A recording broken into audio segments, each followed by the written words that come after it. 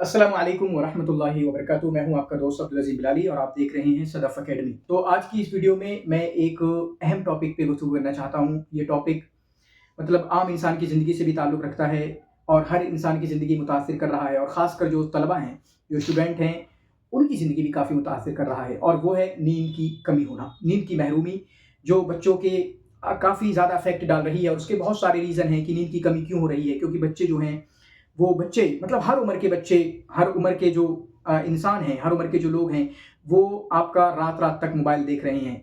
नींदें नहीं आ रही हैं, वो 2 बजे तक जाग रहे हैं, कोई 3 बजे तक जाग रहा है, कोई फ़जर तक जाग रहा है, ठीक है? इस तरीके से मतलब हमारा जो मुस्लिम उम्मत है, मुसलमान के जो नौजवान हैं, अक्सर पढ़ने वाले बच्चे, वो अपनी पढ़ाई को डिस्टर्ब कर रहे हैं और उसका एक बड़ा रीज़न मोबाइल है। नींद की महरूमी के सिलसिले में आप देखें, इससे बहुत नुकसान होता है। हमारा ब्रेन अच्छे तरीके से फ़ंक्शन नहीं करता है। नींद की कमी होने की वजह से हमें अगले दिन हमारा पूरा दिन बेकार चला जाता है। आप कुछ देखने देखने की कोशिश करो।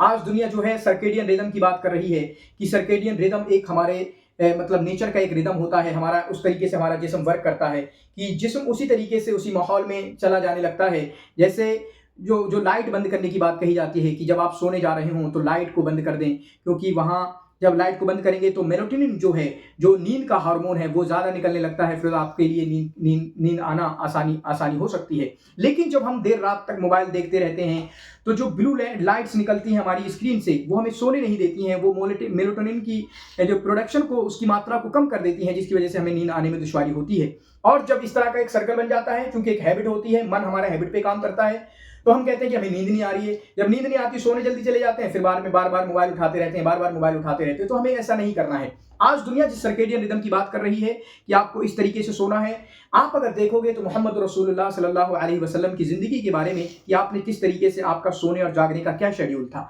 आप कुरान की आयत देखें, अल्लाह रब्बुल आलमीन ने फरमाया, सबसे पहले ये अपने ज़हन में रखें, कुछ लोग कहते हैं कि हम रात में जागते हैं। देखो, एक बात मैं कहूँगा, आज सबकी आँखों में डार्क सर्कल, मेरी हो या आपकी हो या काफ़ी लोगों की आँखों में डार्क सर्कल दिख रहे हैं। उसका बड़ा रीज़न जो है, वो आपका देर रात तक जागना है। देर रात तक जागना, अगर कोई काम की वजह से भी देर रात तक जाग रहा है, जैसे जो हारिस होते हैं, जो आपके गेट कीपर वगैरह होते हैं, जो दरवाज़ों पे या कंपनियों में आजकल नाइट जॉब्स चल रही हैं, नाइट वर्क चल रहा है, रात में जो भी जागेगा, रात में जागना ही डार्क सर्कल के मेन रीज़न से एक रीज़न है। तो अल्लाह रब्बुल आलमीन ने क्या फरमाया, वजअलना लैला लिबासा, हमने रात को ढांपने वाला बनाया, वजअलना नहारा माशा, और रात और दिन को हमने जो है रहने के लिए बनाया, दिन को जो है हमने माश बनाया कि आप वहां पर अपनी उसमें जिंदगी गुजारें, जिंदगी बसर करें, घूमने जाएं, सुबह उठें और जल्दी अपनी रिस्क को तलाश करें, है ना। अल्लाह रब्बुल आलमीन ने दुआ की है अल्लाह के नबी सल्लल्लाहु अलैहि वसल्लम ने कि अल्लाहुम्मा बारिक ली उम्मती फी सुहूरिहा फी बुकूरिहा, ए अल्लाह मेरी उम्मत के जो शुरुआती अय्याम है, जो शुरुआती वक्त है, दिन का जो शुरुआती हिस्सा है, उसमें बरकत देना मेरी उम्मत को, है ना। तो मतलब अगर जो हम उस तरह का रात में हम सोएं और दिन में हम जागें, लेकिन हमने इसको बिगाड़ दिया है। हम रात में सोते नहीं है, दिन में सोते हैं। कितने बच्चे ऐसे हैं, कितने स्टूडेंट ऐसे हैं जो फजर के बाद सोते हैं। कोई 5 बजे सोता है, कोई 3 बजे सोता है, कोई 4 बजे सोता है, और ये कॉम्पिटिटिव एग्जाम की तैयारी कर रहे हैं। काफी इफेक्ट पड़ता है, पूरी दुनिया इस बात को मानती है। और आप अल्लाह के रसूल सल्लल्लाहु अलैहि वसल्लम का रिदम भी देखें, आप किस तरीके से आपका शेड्यूल होता था। आप खुद इशा के फौरन बाद कुछ टाइम के लिए आप जागते थे और जाके सो जाते थे, और फिर उसके बाद आप मतलब आधी रात से पहले, आधी रात के थोड़ा वक्त गुजरने के बाद आप जाग जाते थे, जिसको मैं कहता हूं गोया कि अल्लाह के रसूल 9 बजे सोते होंगे, 1-2 बजे उठ जाते होंगे, क्योंकि खुद अल्लाह रब्बुल आलमीन ने कुरान में आपके बारे में फरमाया कि कभी आप पूरी आधी रात जागते थे, कभी सुलह से लैल जागते थे, कभी निस्फहू जानते थे, कभी उससे आगे ज्यादा। इस तरीके से आप जागने का आपका होता था, और जाग कर तहज्जुद पढ़ते थे, कुरान की तिलावत करते थे, देर देर रात तक आपके पैरों में वरम आ जाते थे। तो गोया कि जो रिदम था, जो अल्लाह के रसूल सल्लल्लाहु अलैहि वसल्लम का जो शेड्यूल था, वो 9 बजे आप सो जाते थे और 1-2 बजे आप उठ जाते थे। और आज जो सर्केडियन रिदम की बात करते हैं, वो यही कहते हैं कि सबसे बेस्ट नींद का जो टाइमिंग है, वो हमारी यही है कि 9 बजे आप सोएं और 1 बजे तक सबसे बेस्ट टाइमिंग है सोने का, और इसमें हम में कोई भी नहीं सोता। यहां तक कि ये बोलते हैं कि 9 बजे से 1 बजे तक अगर 4 घंटे की नींद लोगे तो आपका 8 घंटे का सफाइस करेगी, 8 घंटे का काम करेगी।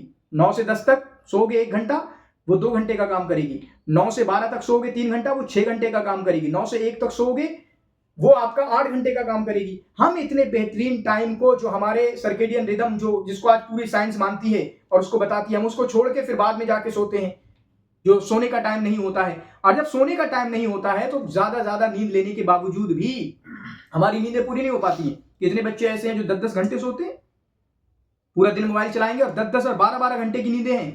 हालांकि जो सोने का हमारा जो शेड्यूल, सोने का जो हमारी ड्यूरेशन है वो 6 से 8 तक के लिए है ज्यादा से ज्यादा, एक एवरेज इंसान के लिए, एक एवरेज एज में। 6 से कम होगी तब भी दिक्कत होती है बहुत सारी, और 8 से ज्यादा होगी, जो 9 घंटे सोते हैं, 10 घंटे सोते हैं, बहुत उससे भी प्रॉब्लम होती है जो ज्यादा स्लीप लेते हैं। लेकिन हमारे बच्चों को, हमारे नौजवानों को ज्यादा स्लीप भी लेना पड़ रही है। क्यों? क्योंकि असल टाइम में नहीं सो रहे। दिन में सोना, दिन में आपका 10 घंटे सोना वो 5 घंटे के बराबर भी नहीं है हकीकत में, आपके दिमाग को मतलब शांत करने के लिए। और आप स्लीप पे बुक्स लिखी हुई हैं, आप उनको भी पढ़ सकते हो कि स्लीप का कितना रोल है। और स्लीप के रोल के बारे में खुद अल्लाह के रसूल सल्लल्लाहु अलैहि वसल्लम को देखो, इजाजत नहीं दी किसी को कि ईशा के बाद बातें करे, ईशा के बाद वो जागे, है ना। ईशा के बाद वो सिर्फ जो सफर करने वाला है, जो बीवी के साथ अपने है, या इसी तरीके से जो इल्म की मजलिसें हैं, सिर्फ इस तरह के लोगों को ईशा के बाद जागने की इजाजत दी गई है। हर किसी को ईशा के बाद जागने की इजाजत नहीं दी गई। लेकिन हम कभी भी सो जाते हैं, कभी भी जाग जाते हैं। हमारी शरीयत के जो फॉलो हैं, आप उसको फॉलो करके तो देखें। तो ये एक बात थी, मैं अपने नौजवान साथियों से और इसी तरीके से जो तलबा हमारी तैयारी कर रहे हैं, अगर आपने इस चीज को फिक्स नहीं किया, आप अपने सोने जागने का एक अच्छा शेड्यूल फिक्स करें, इंशाल्लाह 99% आपकी प्रॉब्लम सॉल्व हो सकती है। 99% प्रॉब्लम आपकी सॉल्व हो जाएगी। आप टाइम पे सोएंगे, टाइम पे जागेंगे, सिर्फ ये काम कर लीजिए, आपकी पढ़ाई अच्छी हो जाएगी, आपका सारी तरतीब हो जाएगी। हम क्या करते हैं, कभी 11 बजे सो रहे हैं, कभी 12 बजे सो रहे हैं, कभी 1:30 बजे सो रहे हैं, कभी 2 बजे सो रहे हैं, कभी 3 बजे सो रहे हैं, कभी 10 बजे सो रहे हैं, कुछ भी कर रहे हैं। एक ऑर्गेनाइज लाइफ नहीं है हमारी, एक डिसिप्लिन लाइफ नहीं है, तो हम कुछ बड़ा हासिल नहीं कर सकते इस तरीके से। कुछ भी बड़ा हासिल करने के लिए वो तरतीब में होना जरूरी है, वो डिसिप्लिन होना जरूरी है, वो ऑर्गेनाइज होना जरूरी है। तो बस ये बातें मैं आपके सामने रखना चाहता था स्लीप के ताल्लुक से। इस चीज को फिक्स करेंगे, इंशाल्लाह सारी चीजें फिक्स हो जाएंगी। जल्दी सोएंगे और जल्दी उठेंगे, और उसके बाद सुबह के अय्याम को, सुबह का जो 3-4 घंटे का वक्त होता है, आप 4 बजे उठें, 5 बजे उठें।